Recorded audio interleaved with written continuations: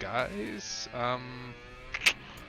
telling ya, I don't know about this. I don't know about this Gridley guy.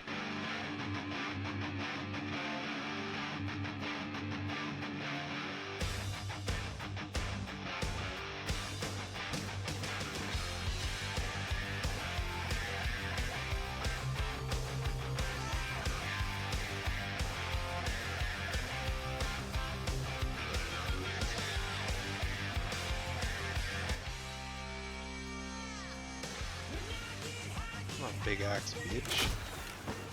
Come on, big axe, bitch. Or crossbow guy. Hold on. We can dance all day, baby. We can dance all day. They were right above you in a bunny costume. Oh, not a bunny costume. I know. Oh, jeez. Nice. Nice. Now get out. Get him. Let's go. Get him on. I died too many times to get Survivor. Oh, they just gave me Survivor anyway because there's literally no other option to do.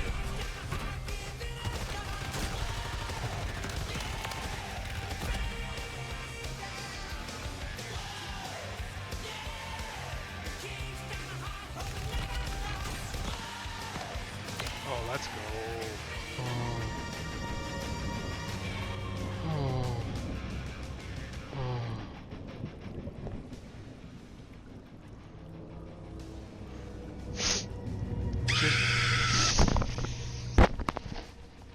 Why not this window? Why can't we leave out this window? Why can't we leave out that window?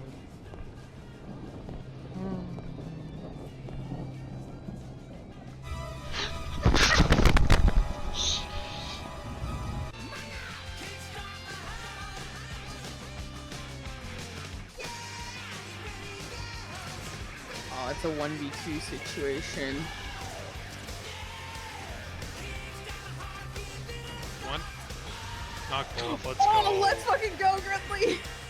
But I'm gonna get the king his damn crown. Here's your crown, you stupid son of a bitch. Oh, I'm so fucked. You done goofed. Yep.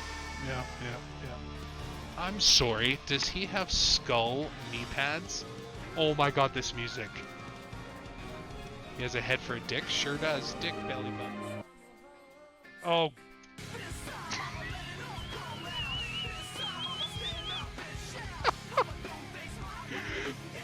Oh my gosh.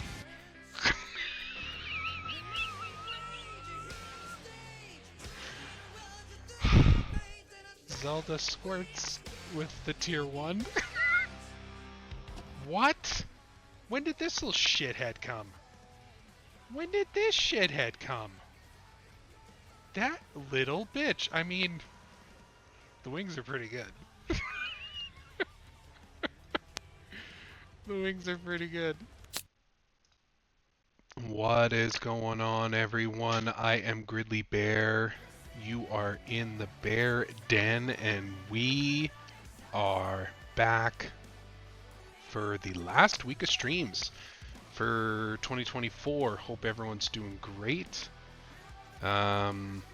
We have an awesome stream set up today. We are going to be ranking all of the games we streamed this year. It's kind of wild to think that a year is done, even though my affiliate anniversary is beginning of February. We actually started streaming back in January. I started doing it for fun, like middle of the month, with some Strangers of Paradise. That'll be the first game we're ranking.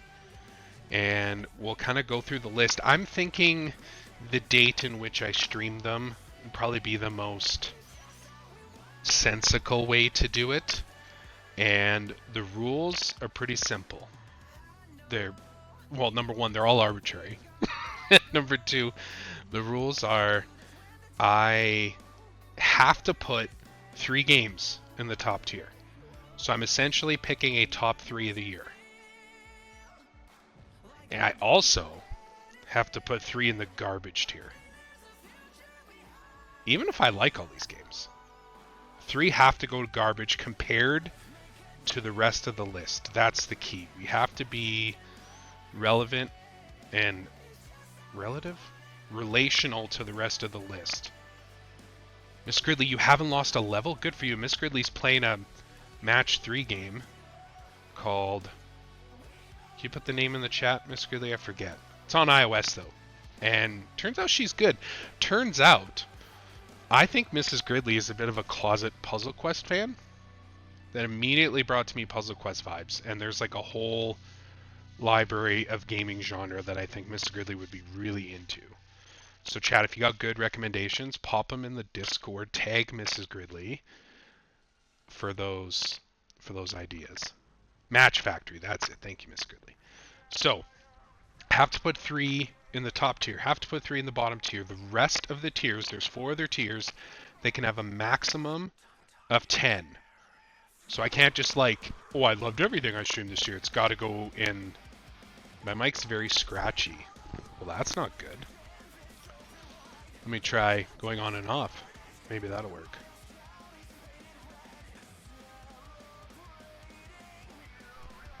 Let's try that. Test 1, 2. Is it very scratchy still?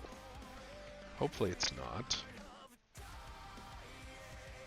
least I know 2 you're putting in the garbage. You know 2, Cactu? Really? That's intriguing. Yeah, it's really scratchy. Is it the music? How is it now? If I turn the music off. And I guess what can we say by scratchy? What if I do test 1, 2? Is that better? Worse? Cactu, how are you doing, friend? Oh my gosh, your intro music didn't play because I didn't have the thing up. Like a big dum-dum. Sorry about that, Cactu. Lol, lol, lol, lol, lol, lol. How are you doing, friend? Speaking of people who've been here since the beginning, Cactu, how early... Cactu, how early were you... There we go. Too much snow. Yeah. How much snow do you guys have now? We actually had a ton melted, and then we got to the point where we got a little skiff the other day, but we're still... I mean, we got that like 2 feet of snow, I feel like a month ago, and we've kind of just been riding that. Oh, you're getting dumped on? Ooh. Is it moving west? Are we getting it? I hope not. All right. So, I'm going to put the music back on. Hopefully it still sounds okay. But yeah, so that's the idea. All the other tiers are going to have 10 max, 3 in the top, 3 in the bottom. Boom, bing, bang, boom. We're going to rank all those to give us our 2024, what do you call it? 2024 stream game of the year. Oh, maybe up to a foot? Nice. Then, I asked you relentlessly last week to fill out Hello Sin. Whatever you did, just fixed it. Okay, I think it's the balancing then between the music and the mic. So we'll play around. So then after that, I asked you all to do some community voting on your games of the year. And what has resulted is a pretty interesting list. The only spoilers I will give, we have a definitive number 1. We have a definitive number 2, 3, and 4. Those are definitive, no ties. Then we have a tie for 5 and 6. And then 7 through a whole bunch are tied. And then there are some that just didn't get votes at all. Which, I mean, makes sense. There's a lot of games. So thank you all for filling that out. That made this super interesting, and I think y'all are going to be pretty surprised with the list, like I was. There's some games that are higher up there than I anticipated, which is cool. Because the fun thing about this was, this list isn't necessarily to say what were the best games to stream, but it was just, out of all the games we played this year, which, I mean, some are as old as, Mega Man 2 in 87, right? 87 when it came out. So, I mean, we're talking 35 years. 35? 30. 37 years of gaming. So having games compete against each other like all through that spectrum is just something I've really wanted to do. So thank y'all for coming in and hanging out. I really appreciate it. With that, I will just touch on goals for a sec. So we are past the honey boss. Just good. If someone hits !" bosses in the chat, we are through the honey boss. So we are going to be doing a draw for when we finish Dragon Age 2 for the chat to control the Inquisitor. Essentially what happens is we will do a draw. Everyone in the Discord who wants it. Oh, it's actually bosses, TechWiz, sorry. We'll do a draw on the Discord, and that person will be able to pick the name, the race, the class, the skills, the kind of what stuff are we chasing. Not close enough. Appreciate you, TechWiz. So just like we did for Dragon Age 2, but it'll be for Inquisition. By the way, hey, hello, TechWiz. How you doing? Thanks for coming in.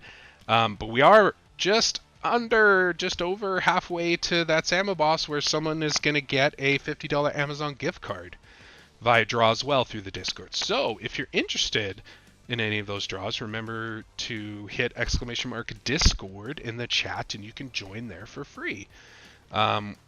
We've got some channels where we're chatting about games and we're just kind of hanging out, and I do lots of my stream announcements in there. Basically most of my stream announcements, the most in-depth ones, are in there, and there's going to be lots of updates coming to it in 2025, so it'll be a good time to check that out. The other thing I do want to mention, I don't have a page for it, but we do have, there's the pinned, it isn't the pinned chat. So if you type, I'll just type it because I don't want people who don't know how to spell it. !Honkai, we do have a promotion going on right now. Promotion, sponsorship, whatever. If you're a new player and you play Honkai Star Rail on PC, specifically, Hongai, that's right, Honkai, Cactu. If you play that game through that link on PC, there's a bunch of unlocks that we're getting for the stream. So basically at different stages, if you just download the game and install it and create a new character, that's one of the unlocks. If you get to like level 5, that's another one. Level 10, there's stages of unlocks. I have all the details in the Discord. If you're interested there, I think it's in the community input chat. I have it pinned, or it's in one of the Bear Roar announcements. But we got some cool rewards. So we only need, I think, 9 or 14 more people to literally just download and install it and create a character. That's all you gotta do. Download, install, create a character. If 14 more people do that, I will go back to Outlast. I can't believe I'm agreeing to that, but I will go back to Outlast. So we need 14 more people to do that. And I think the next one is if 9 people do it, can you get credit retroactively? Oh, meaning if you've already made an account? No. Unfortunately, that's the one stipulation. And normally TechWiz, I would be fine with it, but there's no way for me to track it within the promotion because it only does like new players and new accounts. I wish I could. So that's the other thing too. If you've played Honkai Star Rail in the past, it's fine. You don't need to participate because it only counts new logins, that kind of thing. But if we get 9 people, I think it's to get to level 5. It's very quick, or level 10. Either way, it only took like 30 minutes. If we get 9 more people to do that, I'm going to be doing a special stream. I haven't even told the mods this, but I'm going to be doing a special stream where the mods take over. So essentially, the mods, so Mrs. Gridley, Cactu, Vin, Show, they will plan a stream. They can do whatever they want. It can be just they make me play a game. They can plan a stream where there's punishments. They can kind of do whatever they want. We can just hang out and watch videos on YouTube or something and shoot the shit. Whatever they want. The mods will run that stream. I forget what the other ones are. I had you talk me into Zenless was okay, but lost interest, so try harder. Well, the one thing I will say, Raz, and this is wholeheartedly endorsement here. So, Hey Ace, what's going on? So, Raz's point, we did a Zenless Zone Zero campaign back in August. So now that I've played both games, because I hadn't played Zenless Zone Zero then, and I hadn't played Honkai Star Rail until now. Honkai Star Rail is way better. So much better, in my opinion. If I will put a caveat, if you like, obviously, anime weeb aesthetic, which, I mean, Zenless Zone Zero had, but this is that again. But also, if you like turn-based combat, it is a straight-up turn-based style JRPG, which is kind of exactly what I was feeling like. And the battle system's pretty cool. It's got, I've been told, I think by Woojack in our Discord, that it's similar to the Trails series. In terms of combat, there's a defined. What's up, Blair J? And I like less than half of the half as well as you deserve. It's like I just uttered the word Trails, and Blair J's like, I'm here, man. I'm here. I was just waiting. So, the battle system is like, there's a defined turn order, and you can do attacks that enemies have certain weaknesses. So think like a Persona, think like a Grandia, something like that. Some would say Trails.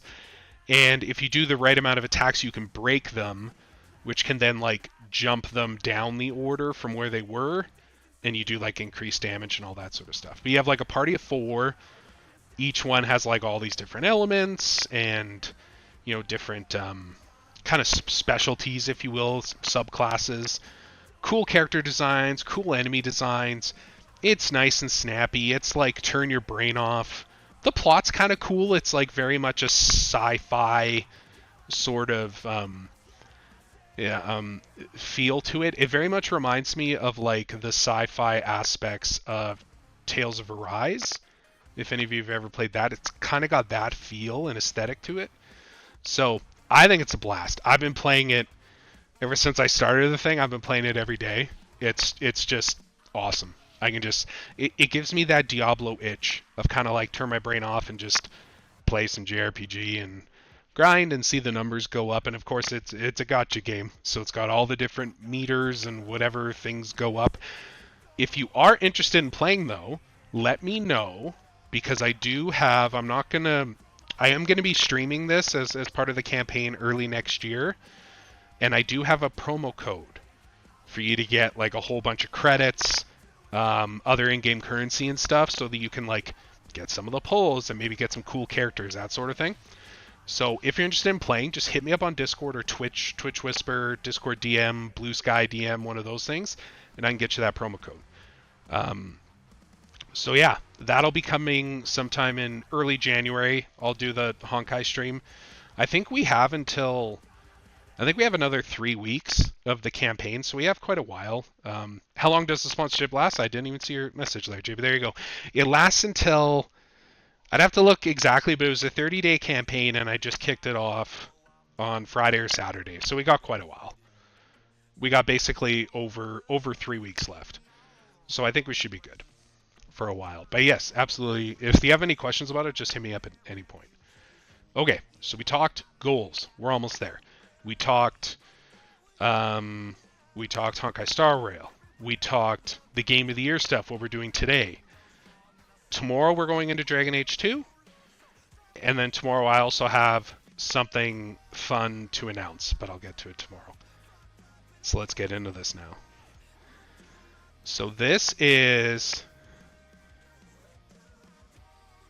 our tier list. Can you all see this okay?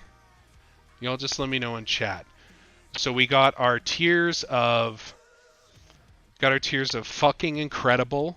This is our top tier. There's only going to be a maximum, well, there's a minimum and maximum of 3 games in this top tier.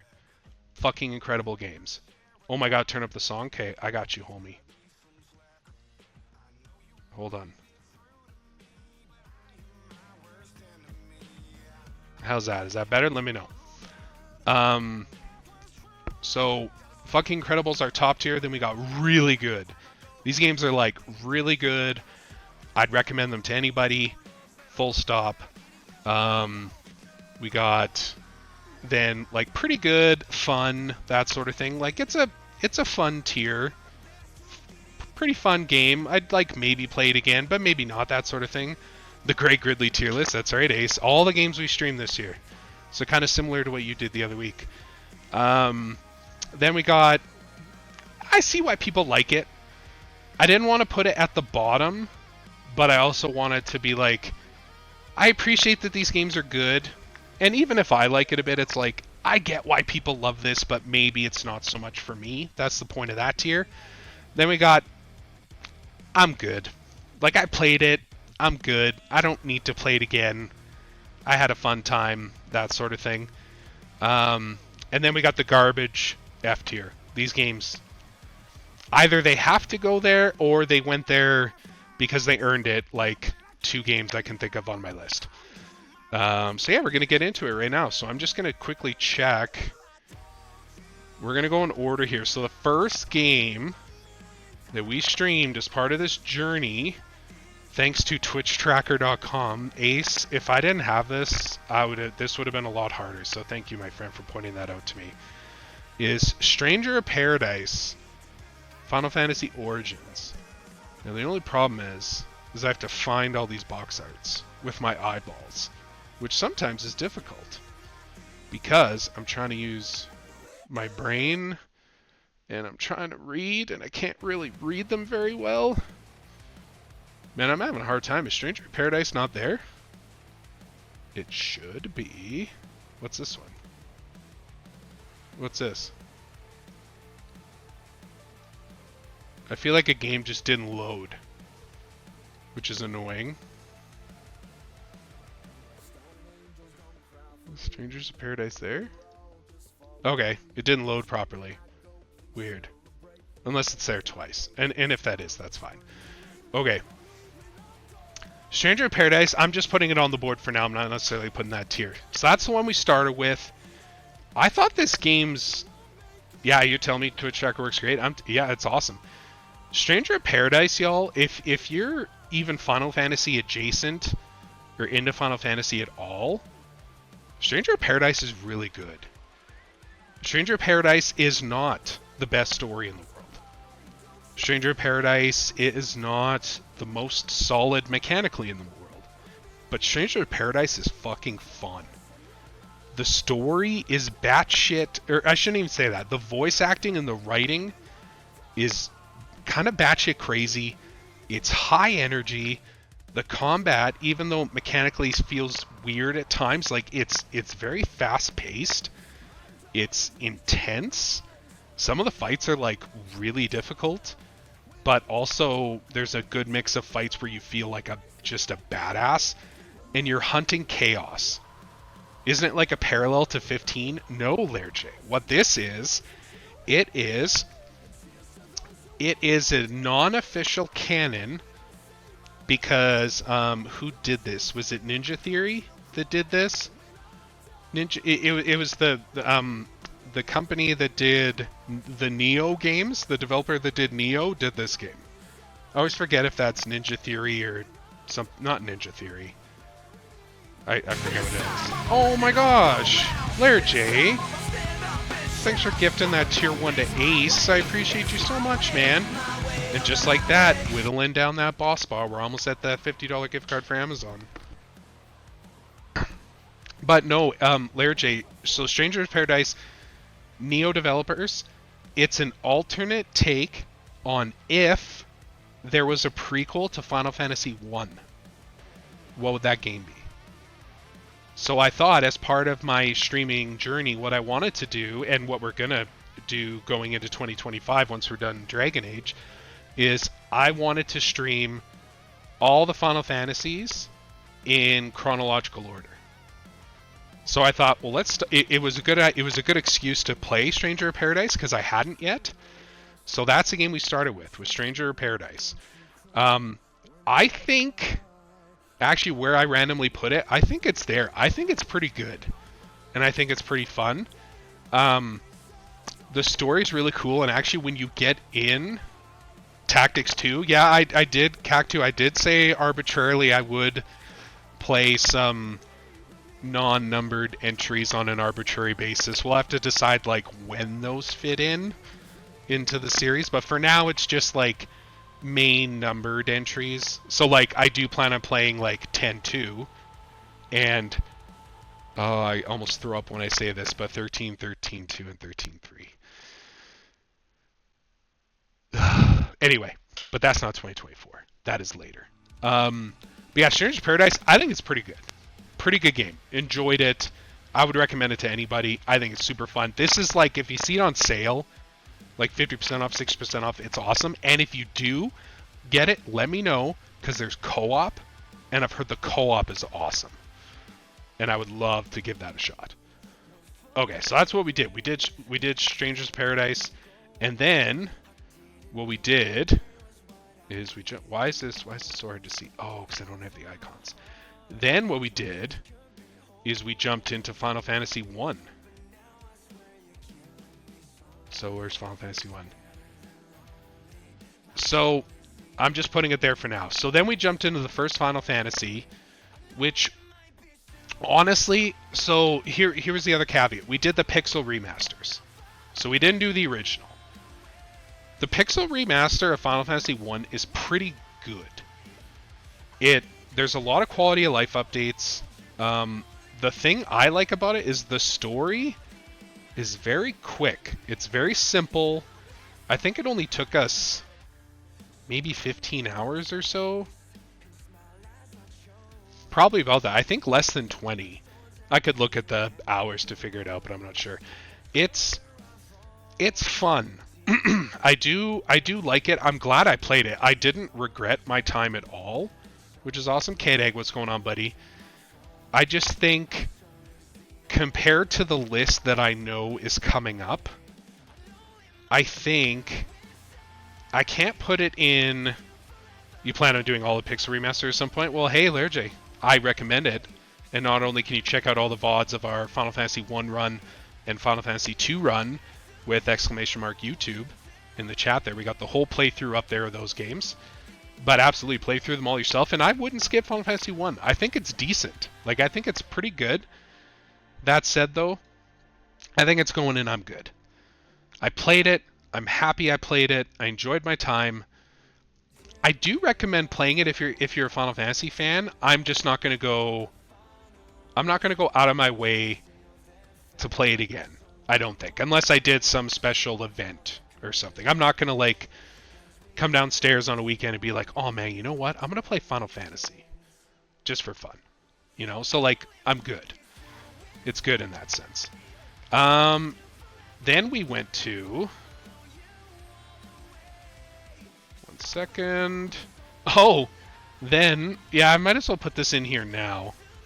Then actually, what we did is we had a Halo Infinite night. We had a random Halo Infinite night. I think, if I remember correctly, I think I went on stream with Rabbit and played some. For sure not skipping one. I got the bundle on sale some time ago, but so many games still. Lerj, I hear you, buddy. That's one thing I use streaming for, is an excuse to like go through some of the old backlog and games I really want to play. Halo Infinite's really fun. This isn't the campaign. I will caveat this with, this is just multiplayer. I still love Halo Infinite. I think it's come a long way. I think it's come a long way. I think the gameplay's still solid. I think it's really fun. They've figured out their modes. They've figured out the battle pass. It's a shame it took so long. But at the same time, like, I'm putting in I see why people like it, because I think there's other people out there that go like, I see why people like it, but it's too much of a bad first impression, you know, that sort of thing. I still love Halo. I still go back to it. I'm going to go back to it every year during Extra Life. I'm going to, you know, go back to it other times as well, whether it's like playing with Jim Tasty or anybody else, Rabbit, that wants to play. Like, Halo Infinite's a fun time, and I do very much enjoy it. Okay, so after Halo Infinite, then Diablo comes in. And says, you know what? When I started streaming this was Realm Reborn time. So Diablo 4 I had not bounced off, but it was much lower on my radar. Then Realm Reborn comes out. That's not it. Realm Reborn was Final Fantasy 14. Whatever Diablo 4's like do-over. Oh, what the hell is it called? The lore something. Anyway, they changed it mechanically. They changed the progression. They added a whole bunch of new features. Stuff that wasn't supposed to come until this previous fall expansion, but it came in the spring. And honestly, and now with the expansion with the Spiritborn class, with the Spiritborn class, the Nahantu region, how it runs now, just like the end game grind. This is our first. It's really good. Y'all, if you like ARPGs at all, I should rephrase that. If you like games, Diablo 4.2, there goes the neighborhood. Officially, that's what it should be called. That's awesome there, Jay. But Diablo 4 is one of those games where, like, you don't even have to like that aesthetic. I'm not really a hell demon monster sort of guy. Like, you all know me. You saw me play Outlast. I'm terrified of that stuff in general. Diablo, for some reason, I'm just like turned off by it, or like I turn myself off to it. I just click and see the numbers go up, and I get better items, and the numbers go up, and they stack and make these numbers go up, and then I have the cool abilities that do the thing that then chains together and does all. It's just that, man. It's just clickety-clackety, dopamine hits in the brain, really fun co-op. It's a good game to just hang out with friends and bullshit and chat and all that sort of stuff. It's, you like when I fight back against hell? Hell yeah, man. Diablo's really good. Diablo is really good. And I think that's a good spot to have it up there. I just need to check. One sec. What's my next list here? Or what's my next game here? So we did Halo, Diablo. We went back to Final Fantasy. Oh, and then we have... Right, this is what's next. We have literally the easiest ranking of the night. Final Fantasy 2, this piece of shit, goes right in the garbage. Lair J, I meant what I said. In that you could play all the Pixel remasters and have a good time. The Pixel remaster of Final Fantasy II is... There is no better chance of you liking that game than the Pixel remaster. What my challenge to anyone is if they can find what's good in there. Is what fun they can find in there. 2 doesn't scare you? Nice. 2 has... Man, they tried some things. They did some mechanical changes that are kind of dumb. There's huge plot holes. There's cool characters that are unceremoniously just thrown to the wind for a reason, I guess. There's possibly, though trite, one of the coolest setups in a role-playing game for, like, end-of-the-game payoff. One of the coolest setups, and I'll just say it doesn't deliver. But when it started, I'm like, I can see where this is going, and I can see that this could be interesting. I heard the leveling is weird. It is! No, the leveling, Lair J, is entirely weird. It is essentially, and this isn't really a spoiler because it's mechanics, you level up what you do. So, if you want your character, there's no classes, no whatever, no classes, no anything. Anybody can be anything. And if you want a character to be a magic character, you have to only use magic. And then you level up magic. But heaven forbid you run out of MP, and you gotta do some slappity slaps because you don't have items, you don't have a tent, you're not near town. Then you start leveling up your strength for some reason. It's weird. Like the dialogue system. Okay, it's bad. It's the easiest garbage tier vote of the night. It's by far the worst game that we streamed, in my opinion. By far, bar none. What's the hooked, signed, and in the movie or whatever Hangtime always says? Final Fantasy II's F tier. Easiest one. Easiest one all night. But after Final Fantasy II, y'all, after Final Fantasy II. I already know where this is going. I just don't know what's going to go up against it.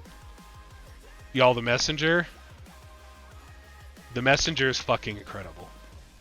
It is... The Messenger is one of my favorite games ever made. The Messenger is smartly written. The controls are solid. It's funny. It's heartwarming in spots with some of the stories that are told. It fucks with your expectations. I'm not going to talk much about it because if you haven't played The Messenger, it is one of the coolest games that I've played in the last 10 years. Bar none. And it's only because Sho kept shoving it in my face, being like, you have to play The Messenger, because I loved Sea of Stars last year. Sea of Stars is their follow-up game. And he said, you have to play The Messenger if you haven't. The Messenger is so fucking incredible. It is so good. What's it on? Like, everything. Larry J. It's on Switch, PlayStation, Steam. I played it on Steam, but it's a Metroidvania. Is the best way I can say it. Metroidvania, 2D, awesome combat. You're a ninja, right? Like, so you get ninja-y things. It is so good. The music is banging. I could just gush about this fucking game. It is so good. But I'll just leave it at that. So that we went long time back and forth between Final Fantasy II and The Messenger, and then we started having some Warzone nights. We had our first Warzone stream, and I gotta tell you, Warzone's still really good. I think, you know what? I think I'm pretty good leaving it in the pretty good fun tier. I love Warzone. I have a good time. I wouldn't play it solo. But I like playing with friends. We streamed it last week with the usual foursome of Palad, Tumba, and Deity and I. It's awesome. If any of y'all in the community are like, hey, let's go play some Warzone, I'd be like, hell yeah, let's do it. Warzone's awesome. Haven't got into the new one really so much yet. Still have to level up some of the guns and kind of evaluate that, but it's still awesome. So then what we did is I actually got recommended this game by my nephew. I gotta find it here. Buckshot Roulette. This was interesting. We only streamed it once. Actually, and it was, I think, the very first TikTok I made was of Buckshot Roulette. Need someone to teach you Warzone? Lerge, we should play Warzone. It's not really... The thing to teach is just, okay, how do I level up guns? That's the biggest thing. Otherwise, it's just shooting. You'd get it easily. Especially with all, like, the Marvel Rivals you're playing. You know, it's easy. Buckshot Roulette's pretty fun. It's probably going to go... I'm going to put in I see why people like it. I'm not going to lower it to I'm good, because I would play this again when I think co-op is available now, and if co-op isn't available, it's supposed to be coming soon, or like multiplayer, like head-to-head. So it's basically, for those that haven't played it, it's like you're sitting ahead of a AI player. All 2 hours of Marvel Rivals I play? Oh, I thought you played a ton of Marvel Rivals. I must have been talking to somebody else. I thought that was you, Lerge. But yeah, Buckshot Roulette, you're sitting head-to-head with somebody, and you're taking turns taking shots at each other. You have health points, so number of shots you can take, and then you're essentially getting power-ups or items. So ones that can, like, double your damage, or, like, hinder the opponent, and it's this, like, very much you take turns sort of thing. You don't know... You'll get, say, 7 shotgun shells in a chamber, but you know 3 of them are blanks. But you don't know where in that 7 the blanks are. Like that kind of thing. So it's interesting. So yeah, my nephew recommended. He said he saw people play it. It's just hilarious, and I agree. There's lots of fun to be had there. I think I would see myself going back sometime. at this time, we had a community challenge where we started playing the Supergiant Games gamography, and that's where Bastion comes in. So Bastion is a 2009, 2009, I want to say 2010 maybe, Xbox Live Arcade game. The first game the Supergiant Games ever did. I have a picture of them behind me. The one that's like right up here-ish. It's been on camera sometimes. Signed by the development team when I met them at PAX. Like, this game's really special to me. I think it's still pretty good. Pretty good. It holds up. That said, it has aged a bit. So I'm going to put it down into I see why people really like it. Bastion was when you first really started watching me? Oh, Lair J. Oh, that means the world to me. That's so awesome. Bastion's one of my favorite games. I have to put it into I see why people like it because mechanically it had aged a bit. This is the first time I'd played it since it first came out, was on stream. Mechanically it had aged a bit. I still think the story's cool. So many elements of Bastion are in Hades 2 today. Like, that's what I love about Supergiant is all their games, like, their lineage tells a story. You can see the studio growing up as they made their games, which is super awesome. So we had Bastion, and then in the off time what happened was No Rest for the Wicked came out. So No Rest for the Wicked is super awesome. It is the next game from the Ori developers, Moon Studios. It's a Diablo isometric kind of view, but it's a Souls-like, straight up. You're very slow, methodical combat. You're picking up items. There's like shrines, all that sort of stuff. You're upgrading your skills, but there's like a town element to it as well. There's, you know, side quests and other stuff you can pick up. You can build your own house. You upgrade gear, all that sort of stuff. It's in early access still, and it was part of the Embracer Group Fallout, where it was under one of those publishers. I don't know the state of this game. That said, like, I think it's pretty good. I think it's good right where it is. This game oozes of potential, and I'm definitely keeping my eye on it. I do want to go back to the early access at some point because I think it's super fun. But yeah, I think it's good to stay there for now, at least until I change my mind later. After we finished Bastion, we got into Transistor, and I think Transistor is gonna sit in the same. I see why people like it. I like Bastion more than Transistor, but Transistor overall. But Transistor's combat is so fucking fun. That is the one major element that they had in one of their games that like isn't in Hades, is the idea of like being able to pause. It had if any of y'all played like Valkyria Chronicles, those games where you have like basically an action bar from left to right, and as you moved or did certain things, it would take chunks of that bar.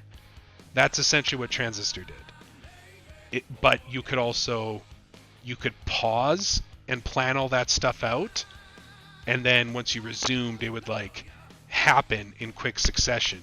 So sometimes you could say like, oh, I want to like hit this enemy a bunch of times, but if you hit the enemy and say like push them out of the way, out of that vector line, you then would be shooting kind of blanks. You'd be missing your target because the enemy got knocked out of the way. So you had to kind of plan like, okay, if I do this attack, it's going to hit them over there, so then maybe I'll do a quick dodge and then reorient myself and shoot them once they get knocked over there. So it had some cool elements like that. The story was not my favorite, and the music was not my favorite. Those, I think, are the biggest knocks on this for me. But art style, combat, just vibe is really cool. It's very cyberpunk, sort of if you've played the Shadowrun Returns games, very much though that kind of aesthetic. Oh, I love Valkyria. Never finished that one either. Yeah, I never finished it either, but those were cool games. So yeah, we went into Transistor after that. What did we have after Transistor? Oh, right. So I guess, wow, we went right into Pyre. Let's just kick it with Supergiant here. So Pyre, I think, sits in the same spot. I'm maybe putting myself in a bit of a bind here because I can only have 10 max in every other category. But Pyre is Supergiant's third entry. It's not for everybody. It isn't. So Pyre is essentially a visual novel that then has gameplay elements that is like a very slowed down supernatural NBA Jam. I know they got that comparison a lot and they didn't love it, but it kind of is true. You essentially have, it's a team of 3v3. Your characters, pardon me, your characters are drastically different speeds, different abilities, that sort of thing, but you have essentially a ball and you're going from left to right trying to score it into the other team's net, which is called the Pyre. And there's like environmental obstacles and there's a lot of mechanics in it, and that game is really fun. I think the story is very good.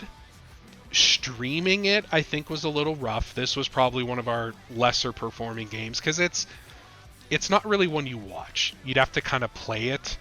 If any of you have seen like a visual novel streaming it, it's kind of not the same, right?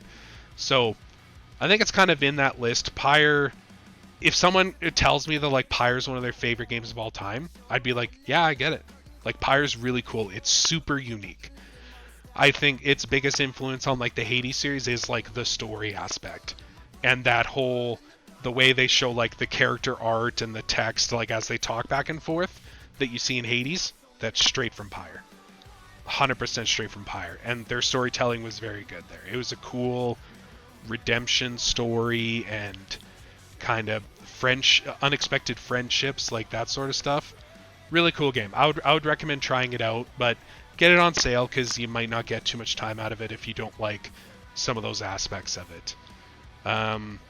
So after Pyre, what did we get to? We did some more Warzone, and here we go.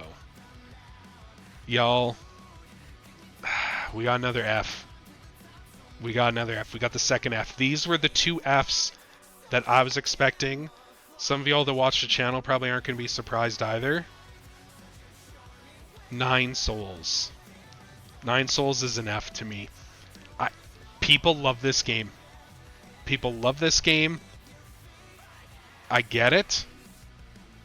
I'm a little salty, maybe, because of the troubles I had with it.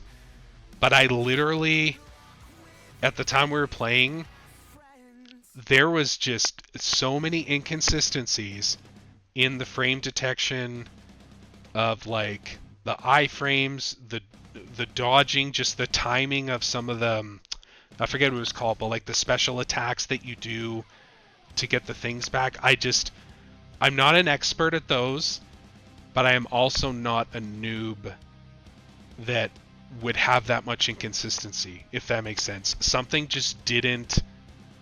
Yeah, and exactly, Larry J. I've heard the same thing. Like to me, it was, sure, it was maybe a mix of I wasn't good enough, but it was also, I felt it being very inconsistent. And for me, then it's hard for me to learn and get better. If I play a game like Elden Ring or another Souls-like, and I'm banging my head against a boss because it's difficult, but the boss is doing the same thing, and I just have to get better. Maybe they're doing it in a different order sometimes, sure, but it's the same thing. And every time I like, or nearly every time I dodge when I'm supposed to, I'm fine. And there's not some like bullshit hit. Or if I do get hit, it's like, yeah, okay, you're right. I was exposed there. Whereas 9 Souls, I feel like just didn't have that. You talk about the biggest 180 though. When I started 9 Souls, I was like, we went from the Messenger to 9 Souls. This year's going to be incredible. I was at the very beginning, I was thinking 9 Souls could be like one of the GOATs for me. Awesome vibe, had cool writing, gorgeous art style. Like, there's a lot going for this game, but that mechanical shit I just couldn't handle. It was too much. Maybe I'd go back to it one day, but I just, like Larry J was saying before, like, there's just too many games that I don't think I can. It's just too difficult. Now, you're going to notice there's a bit of a gap here. We didn't stream Hades 1 on the channel. We were in our big super giant gauntlet. I asked the chat, do we want to go straight from Pyre to Hades 2 because early access had just dropped. When we first did this series, early access for Hades 2 hadn't been announced yet. So I was expecting to go into Hades, I was going to start a new game, kind of go from the beginning. But then Hades 2 decided to come out. And this, for now, is going to live in really good. It might go to fucking incredible. Hades 2 is really good. I mean, mechanically, it's just like Hades. Do I like the original Hades more than Hades 2? So far, maybe. Hades 2 has that challenge that a lot of sequels have of the balance of adding new things to make it feel special, balanced against not taking away from what was core and incredible with it, right? I'm a little concerned there's too much new, but I'm also impressed at how awesome some of the new stuff is. So I think they can do it. Like, Supergiant's my favorite developer, 100%. As much as y'all have watched me, you've heard me say it a million times, and you've come to realize it with the way I gush about their games. I think they're one of the best developers out there for just knowing what they're good at. This was also their first non-original IP, which was a bit hard for me to stomach at first. I wasn't wanting a Hades 2, so that could be playing into my subconscious a little bit. But that said, if anyone's going to do an awesome sequel, it's going to be those guys. I'm excited to see what Hades 2 does. I think, like, easily it's really good. It might be fucking incredible. What was after Hades 2? Oh, right. Then we had our stream with Mr. Jim Tasty. And we played some Fortnite. Now, Fortnite's interesting. As soon as I can find it. There it is. Fortnite's interesting because I had never played before. So we did a fun stream where there was some punishments. Y'all were trying to hold us from getting wins. Because Jim Tasty's really good at Fortnite. We had a really fun time. This was one of my favorite streams of the year. Verum Dex. Oh, Jim Tasty, I hate that guy. Dex, what is going on, homie? Everyone welcome Verum Dex. He's an awesome, kind of funny best friend. Met him through Jim Tasty, amongst other people. Really, really, Dex, I've been watching you a lot lately, because just talk about exuding positivity and kindness and just wholesomeness, man. I really appreciate you. We need more of that. We need more of that in the world right now. So I appreciate you, homie. I appreciate you coming in so much. If y'all haven't followed Verum Dex, actually I'm gonna give you a shout out here. Verum Dex is awesome. Check out a clip here. Oh hell no. Oh, mortuary assistant? No, put your hand down. Put your fucking hand down. You want me to go that way? You're nope. fucking out of your mind. No. No, there's no way I'll play that game. Unless somebody contributes to the stream a lot and makes me play that game. Well, I don't know why the playlist wasn't updating.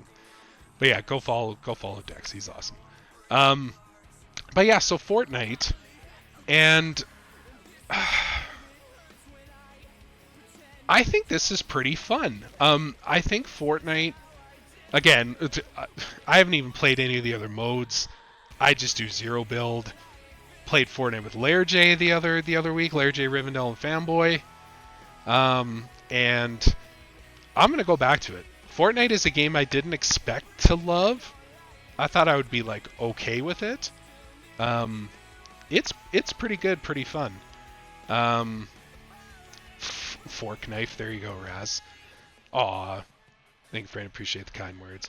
But yeah, Mortuary System is very spooky, and that was only the demo. Yeah, I've seen some of it played. Man, Dex, if you want to see how scaredy cat I can be, you should check out my Outlast playthrough on my YouTube. It was terrifying.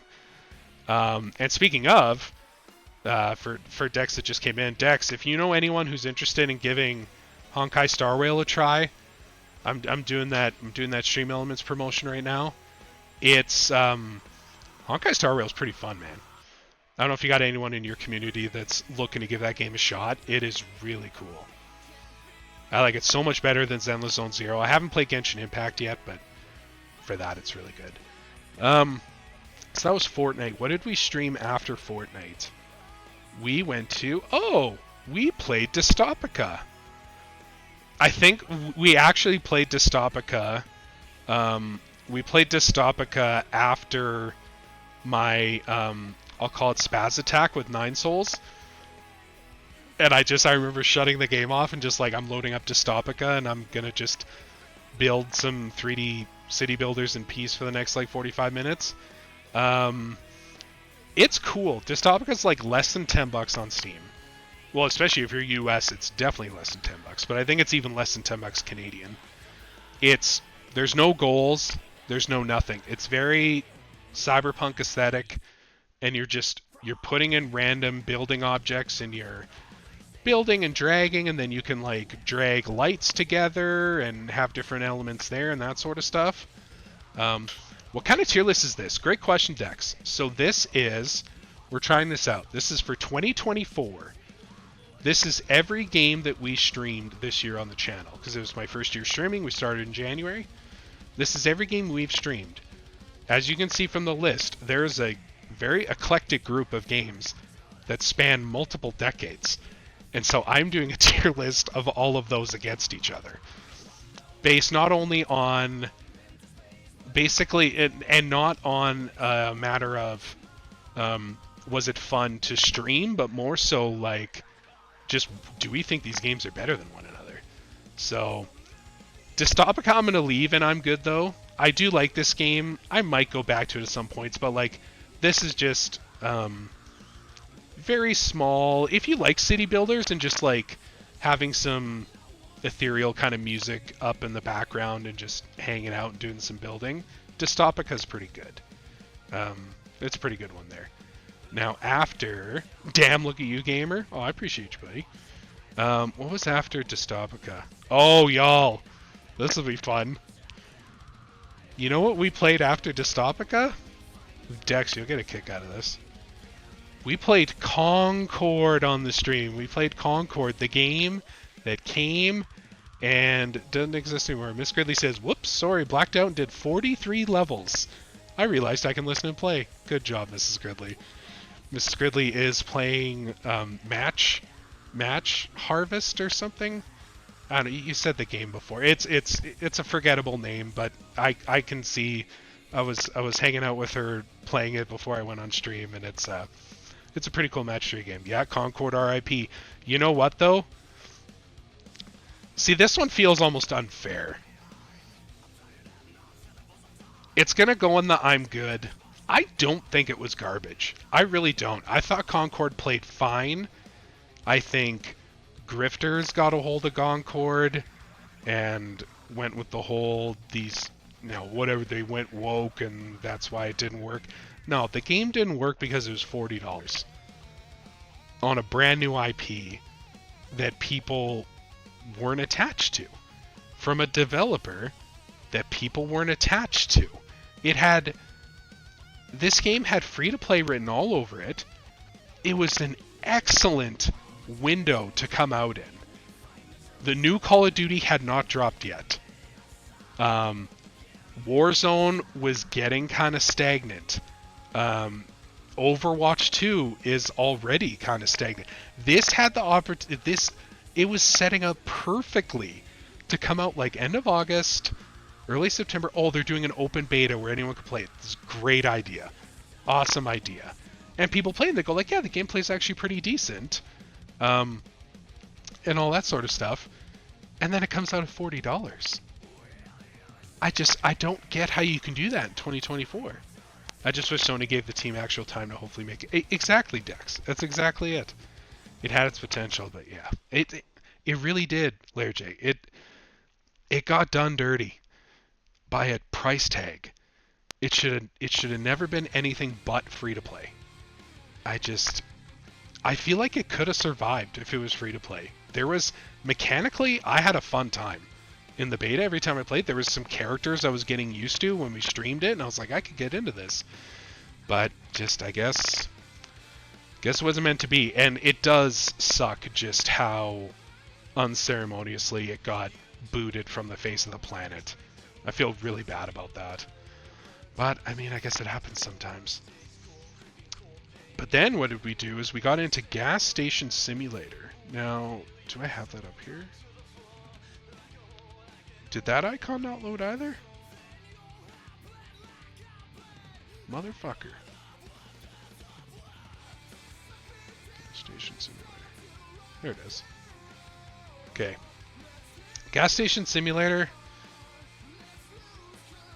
Oh, this is going to be tough. I'm running out of room.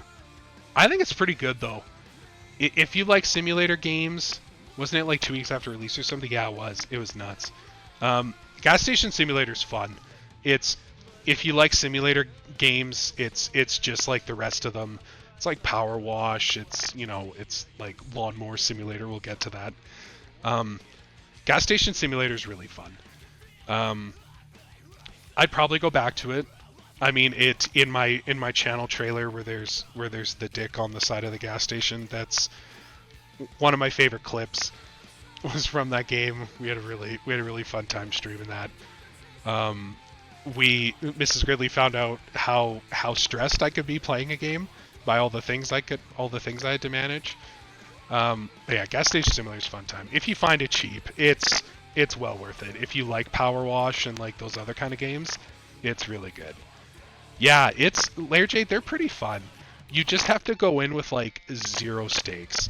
They're great podcast games or audiobook games. Like if you just want to, yeah, trading card game simulator, exactly. Or like supermarket, all that sort of stuff. If you like reading books and listening to podcasts, even have Twitch streams up.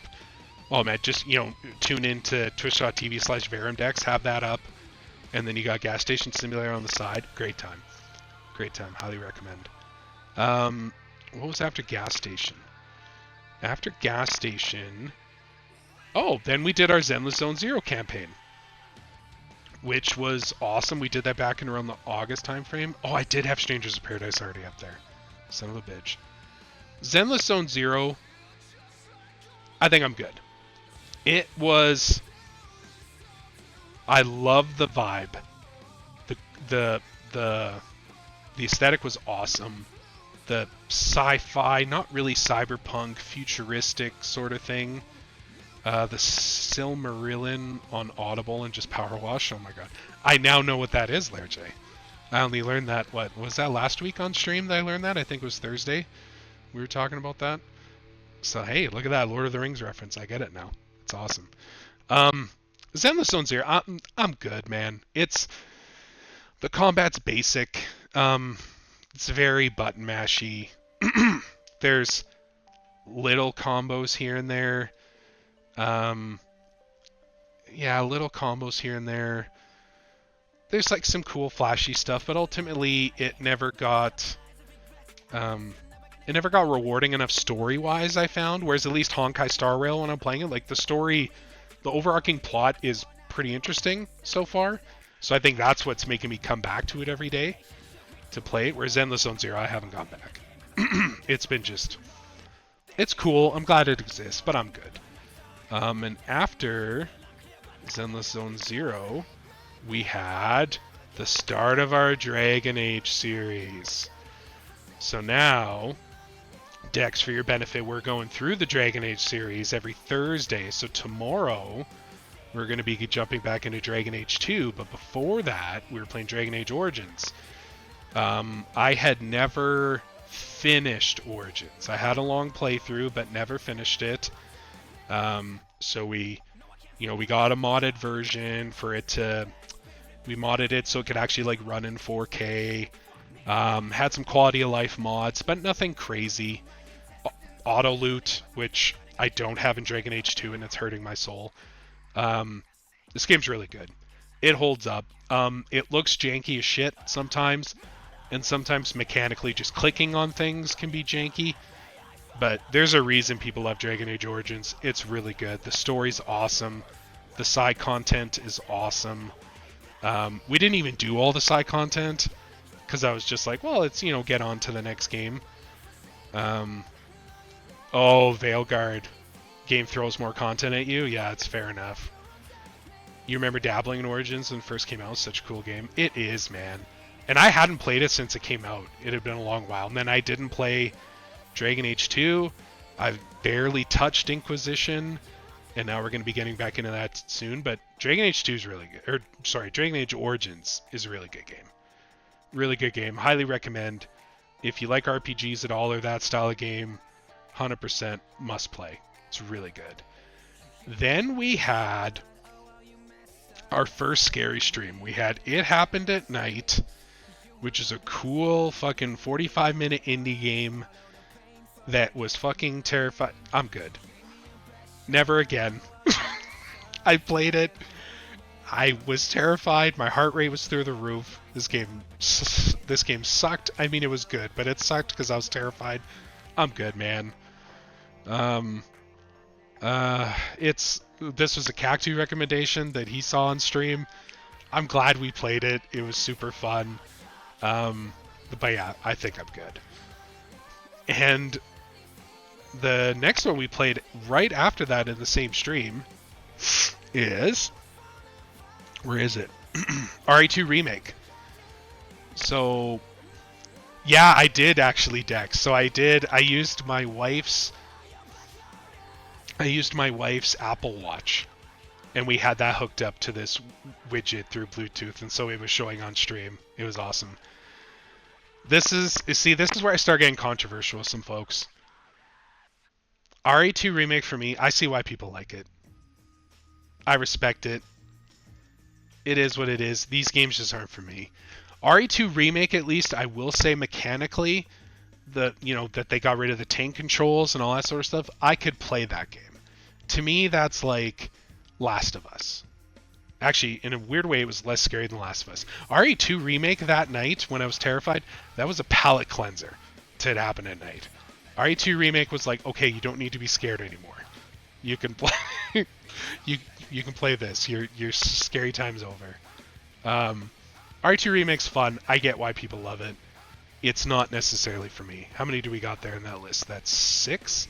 Okay, we can only fit 4. Oh, jeez, this is going to be tough. And Dex, that's the other thing, too, is we can only have a max of 10 games in any of these middle tiers. And the top fucking credible tier has to have 3 and only 3. And the bottom garbage tier has to have 3 and only 3. That's the rules for this. So then what do we do? Random games. So we played... What else do we play? Right. We did... Signy. All Guns Blazing, I think it's called. This game's really fun. They gave this away for free on the Epic Store like a month ago. It was just free. When it came out, it's just like, yeah, you can just have it. This is like, if you like Ikaruga or any of those like top-down shmups, that Signy's awesome. I think it was Bobby Bless was in the chat at the time. Bobby Bless and I were just hanging late. It was like almost midnight my time. We were just hanging, shooting the shit, playing Signy. That was great. I mean, other people were there too, but me and Bobby were just going back and forth on the game. The second game in the garbage tier almost looked like Rebirth, and I was going to be like, excuse me, sir. No, it is not Rebirth. It's Nine Souls, buddy. I did not like Nine Souls. But yeah, Signy. Oh,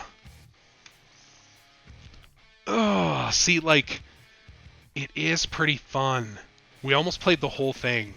I think we were on the last mission and we ended up dying. But I think it's going in. I'm good. I don't think I'll play it again. But at the same time, highly recommend it. If you like shmups, and this is cheap, Signy's great. Like, there's cool depth. It's got like a foreground background mechanic, so you're not like absorbing stuff like in Ikaruga, but you have like certain weapons that shoot at the ground, because there's like in all the stages there's like wars and battles going on the ground, and then you're in the air fighting air battles, so you can like shoot at big crawling units on the ground while also dodging stuff up high. So it was cool. Music was awesome. I remember it being banging. So I was really impressed with that. What was that game called where it was like music patterns, jumping puzzles? You played. I didn't put all. So Cactu, I didn't put all of them in there. I think you're thinking of Filament. I don't have Filament in here because I felt like I just didn't play enough of it. It was just kind of a little bit at the end of the stream one night. Filament was cool though. I like Filament a lot. The other random one that I included in here, though, was Lawn Mowing Simulator. Oh, and I did have Gas Station Simulator in there already. I just can't read the icons. So Lawn Mowing Simulator, again, it's the exact same stuff that I said about Gas Station. Applies to Lawnmower. Lawnmower is more like... So Larry J, you might be interested in this. Lawn Mowing Simulator is more like Power Wash Simulator.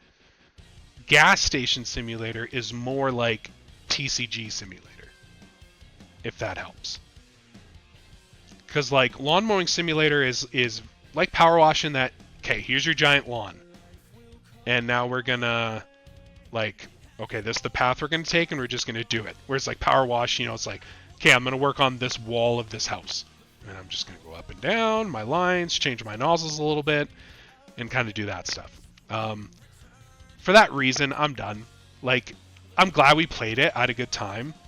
I think it was the same night we played Signy, actually. We played Lawn Mowing Simulator. It was a really fun time. Wasn't Filament. Oh, shit. Rhythm Quest. Cactu. Yeah, Rhythm Quest would be up there. It was a demo, though. I was trying to leave demos out of it. Yeah, Rhythm Quest is on, like, my... Actually, Dex, I don't know if you've seen that, but Rhythm Quest, that's on my most anticipated. When that game comes out, I want it now. It is so good. I'm really stoked for that one.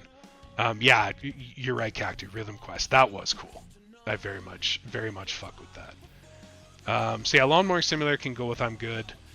Where are we next? We did some more Dragon Age and Infinite. Halo Infinite, which we already talked about. Then we did... Where is it? Oh, Tactical Breach Wizards. This game's fun. Tactical Breach Wizards, if you haven't played it.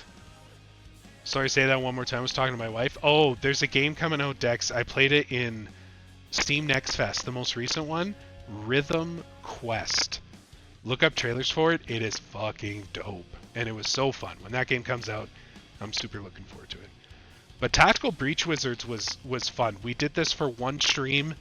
Very much inspired by... it's very much got like Into the Breach vibes. Yeah, very Into the Breach, but the writing's pretty funny.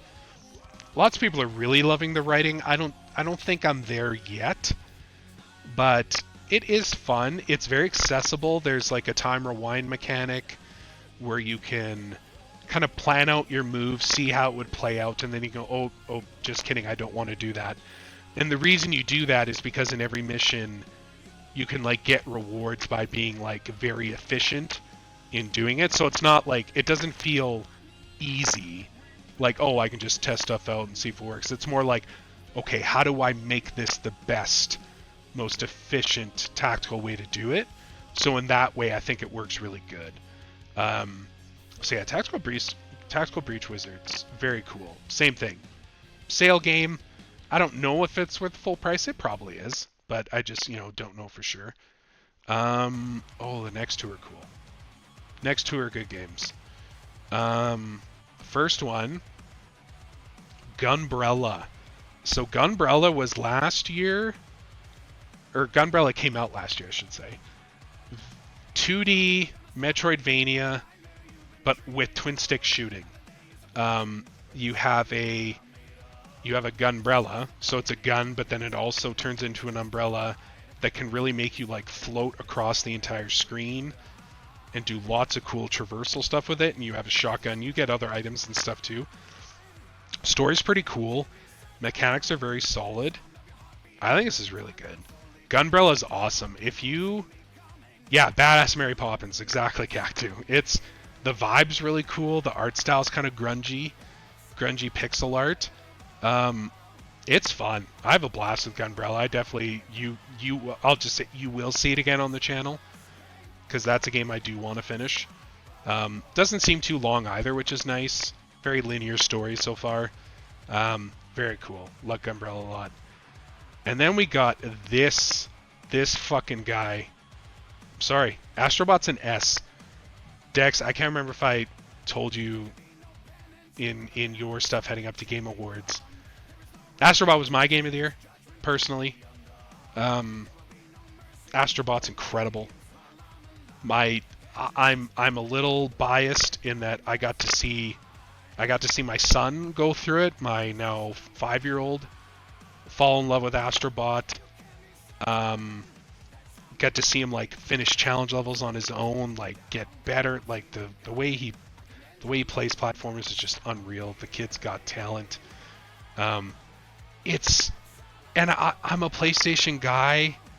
The amount of love they show to it, there's literally nothing mechanically wrong with it.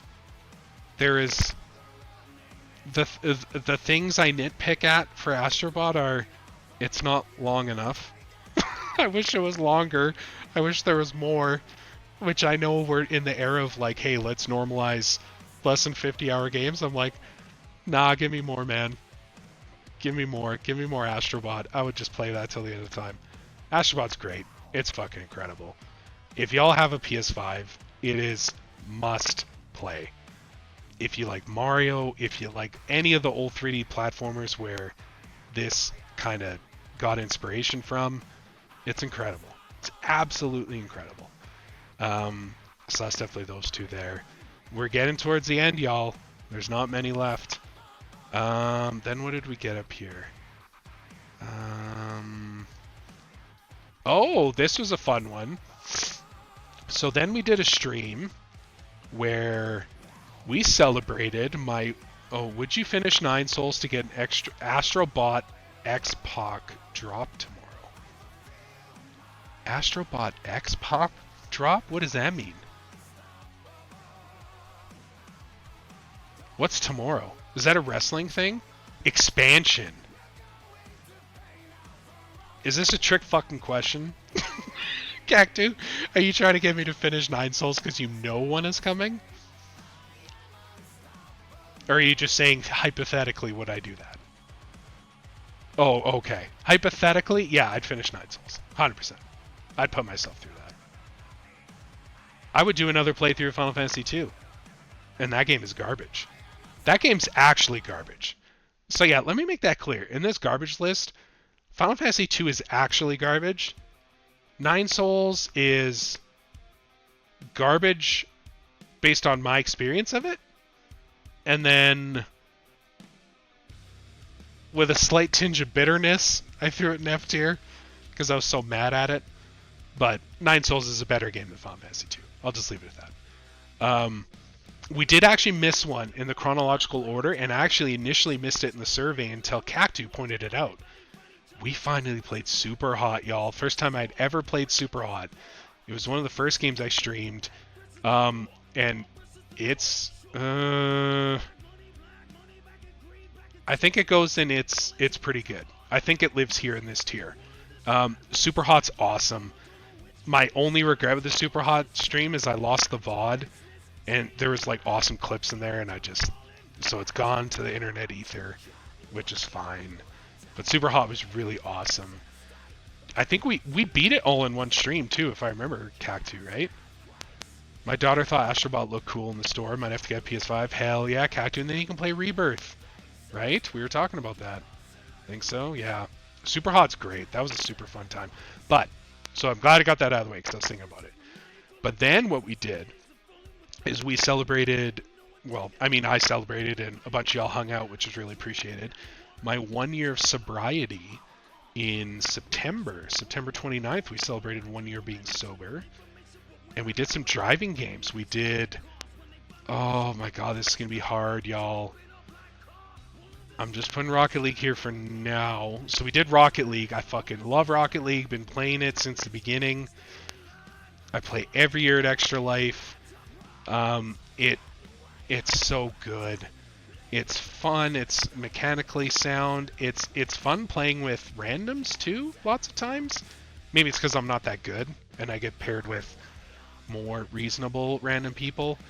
I love playing trios. I know lots of people like duos, and that for a lot of people is the meta, but I love trios. I love the rotation it involves.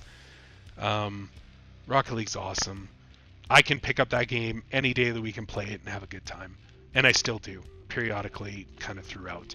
Didn't really get into any of the season stuff or the ongoing stuff, but I just like kind of pick it up and play sort of thing. Actually, I think Rocket League... Yeah, exactly. Rocket League is one more game, and suddenly it's 3 a.m. 100%. 100% it's that game. I think Tumba and I, one Extra Life, played Rocket League for like 6 or 7 straight hours to start Extra Life, and we had no intention of doing that. It just all... We started like 7 in the morning, and we're just like, it's like 1 in the afternoon? How did that happen? Rocket League's awesome. I think I might stay there, actually. So here is... I'm looking at what games are left. I wish this black box would tell me what it is. I guess I'll double check in the Twitch tracker, but I think we have our last F tier game. Is because what we also played, that designated driving stream I called it, Red Out. We played Red Out because A, I didn't have a capture card at the time.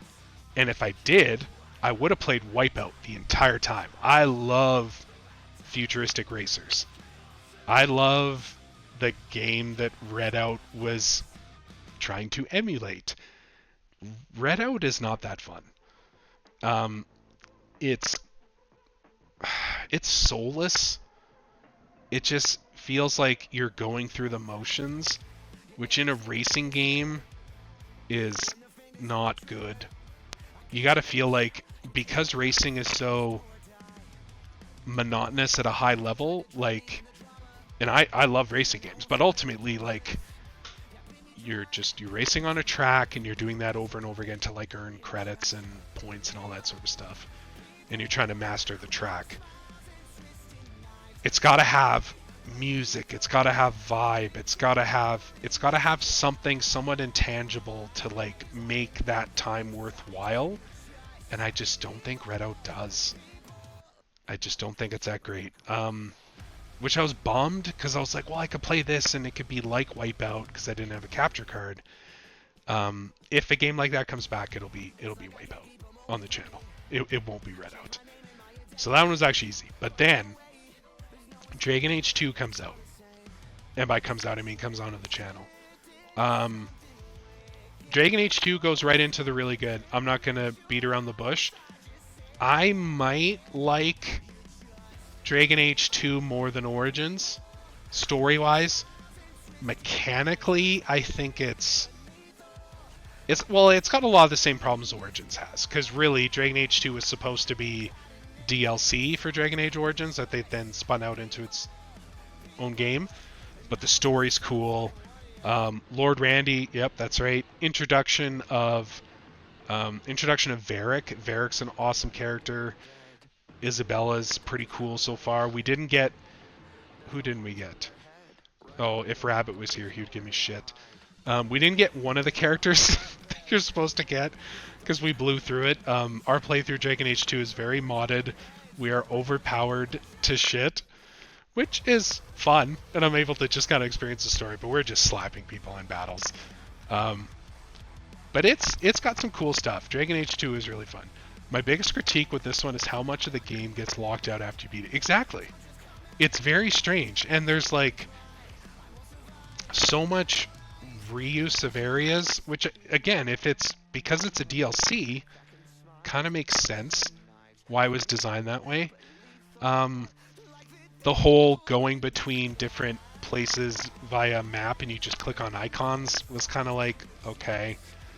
The open areas were not really open, just kind of linear pathways. You're like, okay, I guess this is alright. You remember starting the expansion first? Fuck yeah, Larry. So get this, Dex, when we started playing Dragon Age Origins, again, because I hadn't played in 15 years, I'm like, how do you play this game again? I accidentally started Dragon Age Origins Awakening instead of the main game. And so I'm going to create my character, and I'm like, how come I can only be a Grey Warden? This is kind of weird, because we were like going to do, I was going to do like a rogue kind of class. I'm like, I can only be Grey, and it was going to be like a Dalish elf, or not Dalish, the city elf sort of origin.